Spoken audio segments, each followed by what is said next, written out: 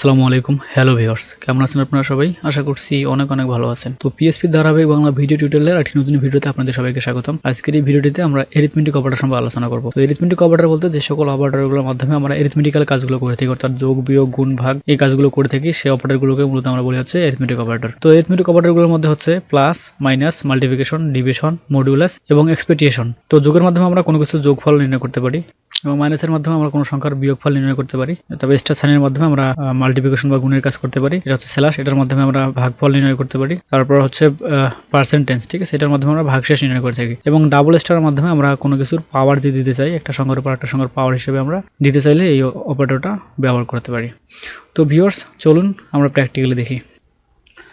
Alright, তো viewers, প্রথমে আমি দুটো ভেরিয়েবল তৈরি করে নিই। সাপোজ আমি একটা ভেরিয়েবল তৈরি করতেছি,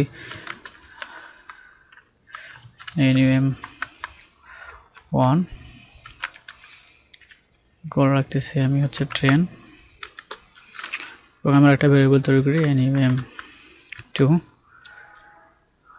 তার ভিতরে আমি রাখতেছি হচ্ছে 25। ওকে, তো এখন কি হবে? এখন আমরা এই দুটো ভেরিয়েবলের যদি যোগফল নির্ণয় করতে চাই তাহলে সেটা আমরা কিভাবে করতে পারি?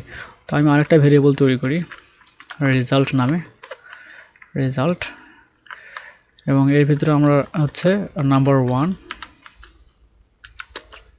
প্লাস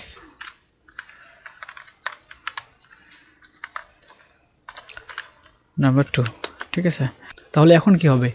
নাম্বার 1 প্লাস নাম্বার 2 এর যোগফলটা আমাদের রেজাল্টের মধ্যে আসবে, ঠিক আছে। তো নাম্বার 1 এর ভিতরে আছে 10, নাম্বার 2 এর ভিতরে আছে 25, তাহলে টোটাল যোগফল আসবে 35। ওকে, তো এই ক্ষেত্রে এই যে প্লাস যে অপারেটরটা এখানে, এগুলোকে বলা হচ্ছে অপারেন্ট, এবং ভিতরে যেটা ইউজ করি সেটাকে বলা হচ্ছে অপারেটর। তো এই যে প্লাস যে সাইনটা, এটাকে মূলত আমরা বলি হচ্ছে অ্যারিথমেটিক অপারেটর। ওকে, অলরাইট, তো এখন আমরা যদি রেজাল্টটা দেখতে চাই তাহলে আমরা এখান থেকে ইকো ইউজ করতে পারি।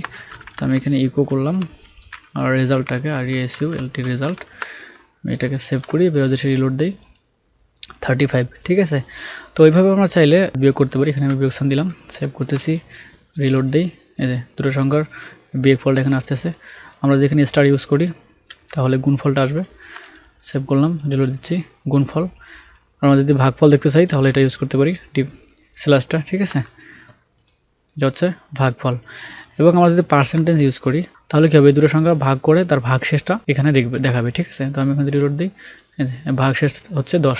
ওকে, এবং আরেকটা জিনিস সেটা হচ্ছে ডাবল স্টার। তো ডাবল স্টারের কাজ হচ্ছে আমি এখানে যে নাম্বারটা লিখছি, এই নাম্বারের উপরে, এই নাম্বার কত আছে 10, এই 10-এর উপরে হচ্ছে 25টা পাওয়ার হিসেবে যাবে। ওকে, তো আমি যেটাকে সেভ করি, সেভ করার পর যদি রিলোড দিই তাহলে অনেক বড় একটা মান আসতেছে, যেটা আসলে এখানে শো করতেছে না, ঠিক আছে। তো আমি এখানে খুব ছোট একটা মান দিই।